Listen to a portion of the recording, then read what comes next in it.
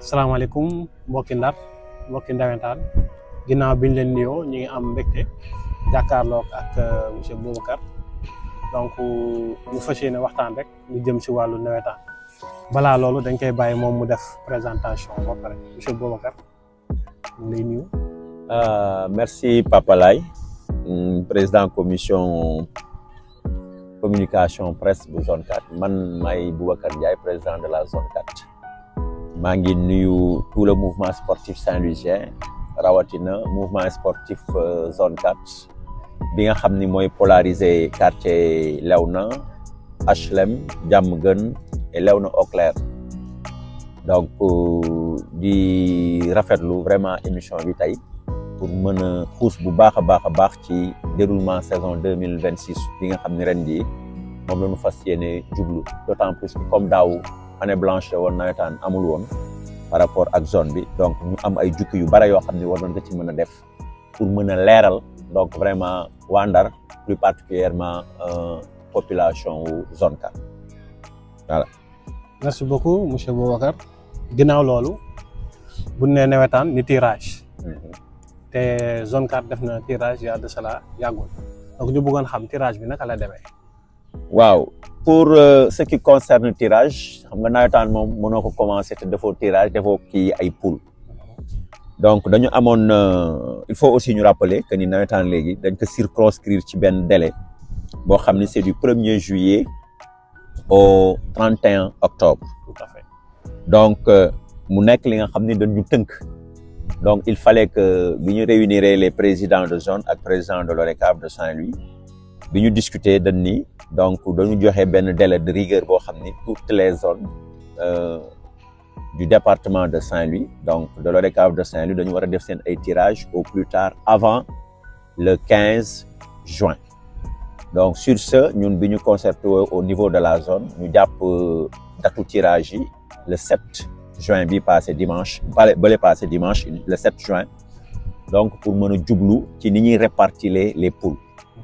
donc biñ ko defee donc il y a eu 3 poules n'est-ce pas 3 poules de 4 comme zone bi dafa nekk 12 équipes donc biñ ko répartir vraiment dañu basé wu ci année bi nga xam ni moom la ñu mujj def nawetaan donc ñu xool les demi-finalistes on a eu à faire 3 têtes de poule donc à l'occurrence Léona Jàkkaarloo mi nga xamoon moo doon championne ak Africa donc après ci la ñu tas yeneen équipe yi vraiment ci poule yi donc poule yi jarul ma ci dellu si parce que déjà mi ngi ci réseaux sociaux yi donc ñëpp xam na ni poule yi nan la démarré ni mu demee 3 poules de 4 la donc bi ñu defee tirage bi vraiment nekk na ay poules yu xaw a équilibré donc te yaakaar naa ni daañu am ay rencontres yoo xam ni rencontres yu am niveau la donc te ñëpp xam nañ ni zone 4 du zone la bi nga xam ni su ñëwee day def buzz ñun ci buzz lañ dëkk quoi donc ça montre que ni ñun zone bi bu ñëwee daañu xam ni ñëw noonu daañu am ay matchs de haute facture yoo xam ni vraiment fas yéene nañ ko jox le public comme ni ñu koy defee rek ak ambiance tout ce qui s'ensuit vraiment pour def benn saison nawetaan boo xam ne bu mucc ayib la donc sur ce aussi bi ñu defee tirage bi jot nañu defar rencontre yi mais ordre rencontre yi la ñu defaragul parce que comme ni ñu koy waxee ci nawetaan benn ci règlement la parce que danaan la donc programmation bi c'est du ressort du bureau donc bureau bi dana toogaat plus particulièrement la commission sportive ñu defaraat ordre de rencontre yi parce que il faut savoir aussi que ni démarrage su nawetaan c'est à partir du 15 juillet pour les zones d'autant plus avant loolu peut-être aussi dinaa ñëwaat un peu ci tirage yu bi nga xam ne ODCAV jot na ko def pour coupe maire ak départemental donc comme suñu départemental aussi biñ ko defee dama ci sauté ci occasion yi parce que daf ñu concerné am na 4 ASC yu ci bokk en coupe maire muy Africa Léona Diamaguène ak astafurlah Léona Africa Jàkkaarloo ak Bokk Jom donc jot nañ ko tirage sax ku ci nekk aussi xam nga ki ngay dajal c'est à partir du 5 inchallah juillet ci la nawetaan di démarrer officiellement mais par coupe du maire du 5 jusqu'au 15 juillet donc nawetaan ça va démarrer le 16 juillet pour les autres d'autant plus que sax donc exclusivité ci chaîne Chimère Chimpro donc ni la zone 4 organise le 20 juillet en nocturne mooy suñu première journée donc loolu nañ koy def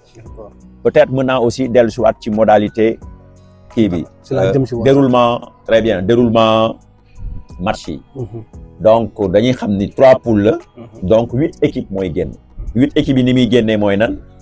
donc on va faire les 2 premiers de chaque poule muy nekk 6 équipes mu des 2 équipes on choisit les 2 meilleurs deuxième par ordre de classement bi nga xam ne après on va définir ordre de classement bi donc bu ñu ko defee après on va faire un tirage guidé bi nga xam ne ñi bokkoon poule mën nañ bañ a tasee quart de finale donc yooyu yëpp aussi daan ko def donc daan ko bind adressé que à toutes les ASC pour ñu xam ne modalité yi avant nawetaan bi di démarrer nan lay demee parce que transparence la ñuy bëgg ci affaire yi comme ça daañu yónnee courrier ñëpp ñu xam ni génn bi bu génnee kii ak kii mooy daje lii bëgg lii mënuñu daje tant que demi-finale jotul wala yooyu donc yooyu aussi on va daañu veiller ci loolu donc pour ce qui concerne vraiment le tirage noonu la demee. tout à fait léegi par rapport ak démission yi aussi. ak transfert yi am na jeexi jaaxal si gars yi ñu bëggoon aussi nga leeral ñu si. waaw foofu jar na leeral parce que dañu war a xam ni daaw dañu toog une année sabbatique c'est-à-dire benn année la bi nga xam ni ñun Ndar organisé wul peut-être bon ñaari zone ñoo fi organisé zone 7 ci ville commune Gandon zone 7 bi yooyu ñoom ñoo organisé. ak zone 13 mooy zone Gandiol bi ñoom ñoo organisé peut-être ak PADECAV bi nga xam ni organisé na phase départementale yi avec des équipes donc c'est sûr que ni démission yi ren dafa nekk beneen affaire beneen tournure la donc ñu xam ni bon peut-être mën na am ay démission interne pour yenn équipes yi nga xam ne bokkoon na par exemple bu ñu xoolee su zone 4 Léona moom bokkoon na donc déjà Léona mi ngi ci fichier bi am na ay joueurs donc ñeneen ñi amuñu ay joueurs peut-être seen ay joueurs dañu génnoon ñenn ñi peut-être am nañu toog fu demuñu nawetaan mais am na ñoo xam ne dañu génnoon donc léegi transfert yi yomb na parce que transfert yi léegi déplacement de ville en ville amatul il suffit que nga ñëw au niveau de l'ODCAV de Saint-Louis indi joueur bi indi pièce am fu mu bëgg démissionner au niveau du Sénégal transfert bi mën na ko def xam nga bu dee hors région la joueur bi 15000 la ñuy fay bu fekkee ci biir région bi la donc Dagana Podor ak Saint-Louis 12000 ngay fay da nga yokk un plus de 2000 francs c'est-à-dire loolu c'est pour compenser un peu transport beeg affaire yooyu donc ñu def transfert yi noonu lay demee comme waxatuñu sax démission mais transfert yi comme transfert yi noonu lay demee donc 15000 hors région 12000 ci biir région bi interrégion donc cela veut dire que ni transfert yi noonu lay demee donc am na ku ma aussi interpellé par rapport ak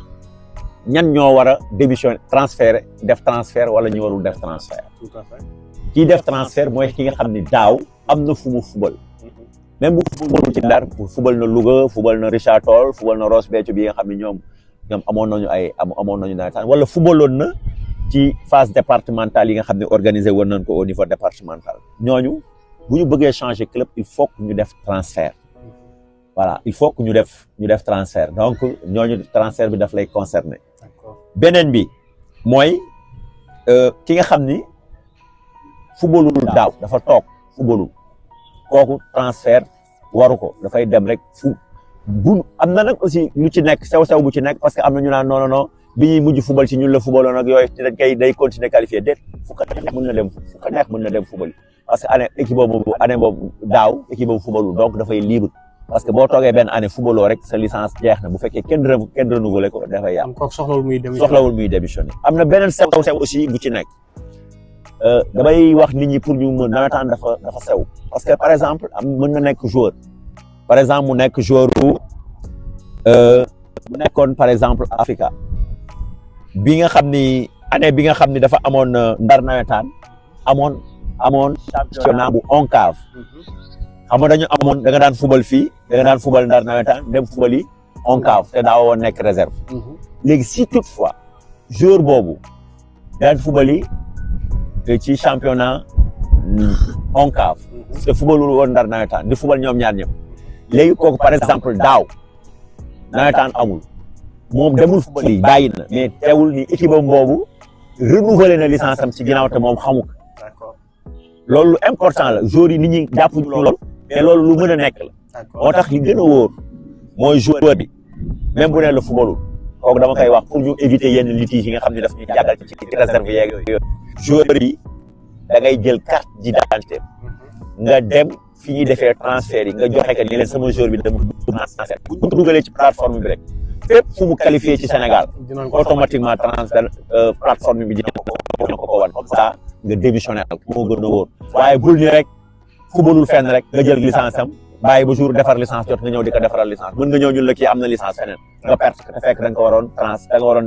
waroon def transfert bi wala démission bi parce que nit ñi sax démission la ñuy gën a xam da nga waroon def démission bi wala transfert bi te defuloo ko donc bi gën a wóor mooy nga dem vérifier que laaj xale yi dañu da ngay wax ko wax mun la fubalul fenn te fekk fubal na ndax bëgg fubal donc pour ñu mën a vérifier ci loolu donc transfert yi donc loolu nañ ko ci sóoraale bu baax. je pense que loolu leer na monsieur Boubacar donc ko xam zone 4 aussi xam si wàllu organisation. ñu bëggoon xam si. non léegi depuis daaw dellu nanu ONCAV waaw parce que loolu aussi il faut ñu xam que léegi amatul ndar nawetaan amatul léegi championnat national populaire bu ONCAV moo am ñun ñëpp ci ODCAV loon bokk amul football fii dem football yi feneen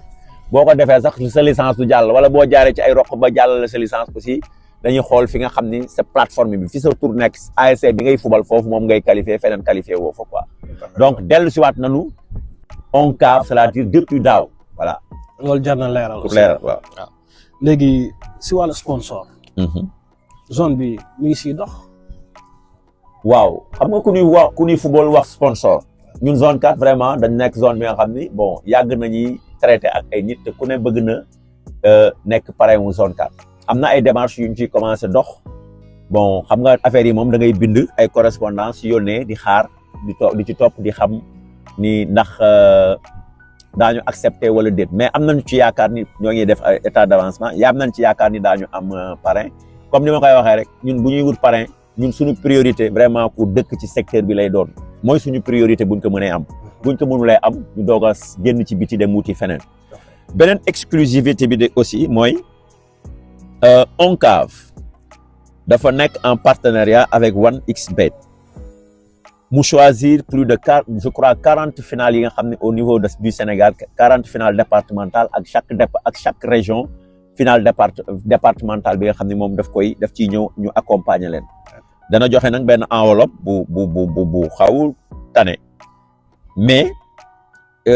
bi ñu defee le choix damay remercier aussi samay collègues présidents de zone vraiment bi ñu amee ñu ni ndar ba ndar daj benn zone lañ koy jox ak ak ODCAV vraiment ñoom à l'unanimité dama leen di gërëm ñoom ñëpp dañu xool ni jox nañ ko zone 4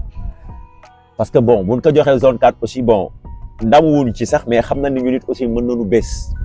comme ñun mën nañu bés yaakaar naa duñu tas seen yaakaar tout à fait zone bi du tas seen yaakaar public gu zone bi du tas seen yaakaar donc ñu xamee que ni donc partenaire la boo xam ne aussi ren incha allahu à part parrain bi ñuy wut moom dana participer comme partenaire nga xam ne bi nga xam ne daf ñuy accompagner donc ci finalu zone 4 2026 incha allah ren muy 1xBet voilà. léegi si wàllu perspective en tant que président de la zone fan ngeen xalaat jëm. waaw xam nga li ñuy wax moom zone 4 zone bu mag la bu ñuy wax ci Ndar zone bu mag wala zone yi nga am yi gën a mag bu ne benn ni ñaar dañ ko ciy boole donc dañu nekk benn zone bi nga xam ne dañu mën bés dañu mën sax ay bés waxuma mën bés mais dañu mën ay bés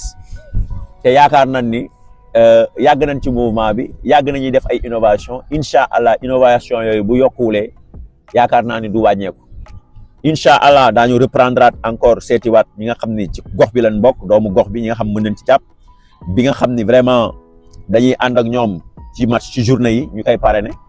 d'autant plus que fi ma waroon commencer sax mooy lu triste li ma waroon commencer dama ko bañoon commencer foofu di yàq émission bi donc muy koo xam ni dafa sore woon ci ñun ki nga xam ni moo daan doxkatu jàmm bi bu yàqu-yàqu amee moo daan jël tànkam timis bu jotee mun ma buuba kaa ñu dem doo président sax waaye kaa ñu dem maag yow ñu jéem a régler problème yi donc muy nit ku baax di woon sax partenaire u zone bi nga xam ne daf ci daan feeñ ci homme du match yi ci habillé comité directeur bi ci habillé commission féminine bi donc ku mënoon bés macha allah loolu xam naa ni regret bu am bu fort bu remplacer que dina jafe trop ci lim doon def di ko ñaanal yàlla xare ko àjjana yàlla fay ko ay yiwam ak ay jëfam bu baax donc kooku moom damay jël engagement fii ni première journée bi incha allah saison bi yëpp sax daanaka mooy suñu parrain principal koo xam ni daanaka danañu gunge bu ñuy commencé ba ba ñuy terminer incha allahu rabbi te du yam foofu mandat bi yëpp danañu gunge ci mandat bi incha allahu rabbi donc première journée bi dañ koy décerner spécialement pour Ousmane Fall bi nga xam ne ASC Daara ji la bokk do trésorier zone 4 ñoo ngi koy ñaanal di feddali coloré waa Daara ji di feddali coloré ñun ñëpp ndax ñun ñëpp a ñàkk incha allahu rabbi tey bu ñu koy ubbi nawetaan bi aussi ci perspective yi incha allahu rabbi daañu dem këram wàcceel ko kaamil ñaanal ñi nga xam ni ci zone bi lañ bokkoon ñoom ñëpp ñi nga xam ni ñoom ñoo ko jiitu vraiment pour yàlla yërëm leen xare leen àjjana jégal leen seen ay bakkaar vraiment ñun ñi nga xam ne aussi ñoo fi des yàlla may ñu xolu muñ ñu mën a xool ci moom ci jëf yi mu doon def aussi ñu continuer di jëf yooyu donc fenêtre boobu dama doon tenir vraiment pour wax ci xam ni moom dem na waaye mi ngi ci ñun te incha allahu rabbi danañu accompagner incha allahu rabbi donc loolu dafa bokk ci perspective donc yeneen journée yi des daañu jéem a xool ak la commission féminine xool la commission sponsoring marketing yooyu yëpp ñu ànd ci jéem a taaral bis yi jéem a yokku parrain wu journée yi vraiment bu ko defee ñu xam ni zone 4 mi ngi ci beneen bi stop di ñaan aussi que ni yàlla baax na yàlla def affaire yi dox ba ci fi ñuy xool ci enveloppe financière yi surtout ça man vraiment ci sama mandat dama bëgg loo xam ni ku final daa xam ni final nga ci wàllu enveloppe vraiment loolu moom dama ci tenir compte tenir bi nga xam ni loolu moom dama ko def sama di naan sacerdoce dama ko def nga xam ni man vraiment dama bëgg ku final ba pare boo jotee sa enveloppe xam ni xëy na mënuñu couvrir lépp waaye daanaka li mu couvrir aussi dana couvrir lu ëpp 50% de tes dépenses au niveau de la kii te loolu lu mën a nekk la c'est-à-dire damay woo foofu public bi ñuy mën di ñëw stade di fay stade comme ça zone yi di am xaalis di mën a jël xaalis boobu di ko épargner pour vraiment boo amee parrain final soo amulee mën a parrain aussi mën a final sama parce que nawetaan bu njëkk ba dañ daan final sans parrain te teewul dañ daan joxe li ñu daan joxe te final yi da daan teel parrain bi doo mën a dépendre ci moom tellement ba nga xam ne da lay tardeel ak yooyu donc pour wax la ne rek foofu aussi ñun ñoo ngi travailler ci loolu ci perspective yi beneen bi aussi ci wàllu discipline ci wàllu non violence vraiment loolu aussi bëgg nañ ci tenir trop daañu jóg balaa nawetaan bi commencé def une délégation seeti ASC président ASC yëpp maa ngi leen di woo aussi ñu seeti leen sensibiliser leen pour ñu xam ne nawetaan fo la donc jàppante la ndax bu jeexee après ñun ñooy àndaat bu nawetaan bi jeexee nawetaan question de 3 mois la 4 mois bu jeexee ñun ñooy bokkaat ñooy toogandoo ñooy defandoo lépp pour xam ni donc non violence zéro violence ci stade yi ñu football dans le fair play et puis ñu tàqali ko ci jàmm vraiment bu ko defee ñun la suñu biir quoi. am nañu kontaan bu baax Boubacar Ndiaye. mu leeral ñu lépp lu jëm si wàllu nawetaan te monsieur Boubacar ñu bëgg a xam sa mot de la fin rek. waaw mot de la fin bi mooy damay remercier aussi tous les membres de comité directeur bi nga xam ne ñoo ma may occasion pour ma mën a diriger zone bi bu leen neexoon du ni kii du ñu jiite mais ñoom ñëpp ñu boole ñuy 36 membres ñu wóolu la dénk la zone bi donc loolu cër bu rëy la yàlla bu ma tas seen yaakaar di woo ñëpp man li may wax nee naa leen gestion collégiale képp koo xam ni muy président ASC képp ki nga xam ne membre comité directeur nga soo gisee lu yàq soo ma ko waxee maag yow ñu ànd ñu dox man foofu laa bëgg ñu demee noonu bu ñuy organiser soo gisee ni lii day yàq ñëwal nga ñëw ñu ànd ñu régler problème boobu parce que conflit dañ koy régler ca commencement ba ca racine ba lañ koy daggee balaa muy yéeg ci kaw donc man loolu laay bëgg toujours di woo ñëpp doo gisee lu la neexul ci zone bi jëlal sa téléphone woo ma wala nga ñëw dox seet sama kër wax ma bu ma ñëwee ma toog bureau man leen diwkat nee na lii diw na leen diw na lii comment faire pour régler le problème là yaakaar naa ni loolu suñ ko defee vraiment problème du am daanu jouer championnat boo xam ne ci jàmm lay nekk que le meilleur gagne boo xam ni vraiment loolu laay ñaan ñu dugg ci ak jàmm génn ci ak jàmm yàlla mën na ko yàlla def waaw mais damay ñaan yàlla rek comme ni ma gars yi falee président zone sama ASC Africa comme 8 ans ngi nii may demi-finale di jege yàlla def gars yi bàyyi ma rek ma am chance boobu comme ça ma finale jël coupe bi loolu laay ñaan quoi te sama premier match maak sama président commission la maak HLM la yàlla def ma gagné ko xam nga yàlla baax na quoi yàlla baax na merci beaucoup jërëjëf di ziar aussi Chim Pro bi nga xam ne suñu partenaire booy bu cool la booy bu kii la